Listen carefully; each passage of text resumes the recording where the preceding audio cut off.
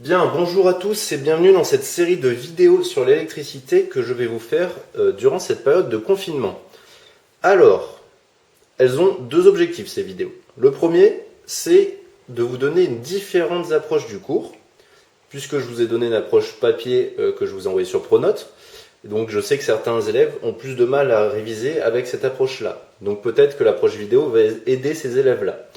La deuxième raison, c'est que la physique étant une matière expérimentale, il est compliqué de bien comprendre les phénomènes mis en jeu sans expérience. Donc c'est pourquoi j'ai pu ramener un peu de matériel du collège pour vous faire ces expériences en électricité. Alors avant de commencer, c'est quoi l'électricité? Eh bien vous savez que dans la nature, il y a toutes sortes de charges, il y a plein de charges, positives, négatives, et que ces charges créent des phénomènes. Donc l'exemple le plus facile à citer, c'est les éclairs. Hein. Vous avez tous déjà vu un éclair. Ok. Et donc, l'étude de tous les phénomènes créés par ces charges électriques, c'est ce qu'on appelle l'électricité. Alors comment est-ce qu'on l'étudie pratiquement?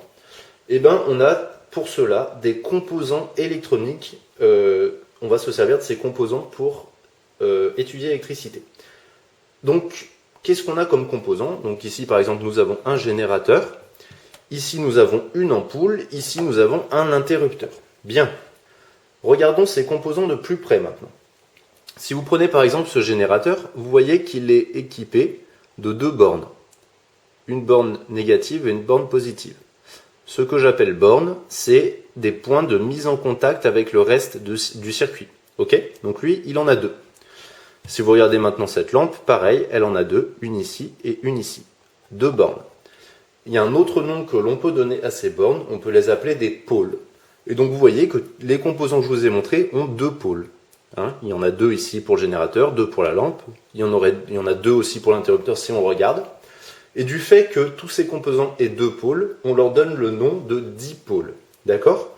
Donc au collège, vous verrez que des dipôles. Hein. On ne verra pas de composants avec plus de deux bornes. Alors, comment est-ce qu'on fait un montage électrique? Eh bien, il y a un code couleur à respecter, puisque vous avez déjà vu qu'il fallait relier les différents composants électroniques avec des fils, et vous avez différentes couleurs de fils. Alors, comment est-ce qu'on choisit la bonne couleur de fil? Regardons le générateur. Vous voyez que la borne positive, celle où il y a marqué un petit plus au-dessus, est entourée d'un cercle rouge. Donc ça signifie que lorsque vous avez une borne positive, il faut utiliser un fil rouge. Il faudra brancher un fil rouge dans ce pôle-là, dans cette borne-là. D'accord? Pour la borne négative, il faudra brancher un fil noir. Bien. Donc faisons un petit exemple rapidement. Si je veux allumer la lampe qui est là avec le générateur, il faut que je relie cette lampe à la borne positive du générateur. Donc je vais utiliser un fil de couleur rouge, hop, comme celui-là.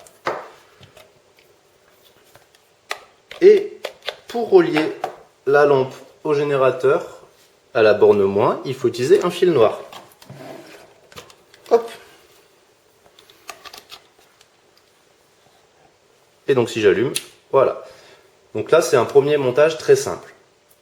Alors, faisons un autre montage. Imaginons que maintenant, je ne veux pas mettre une lampe, mais je veux mettre deux lampes. Alors comment je fais? Bien.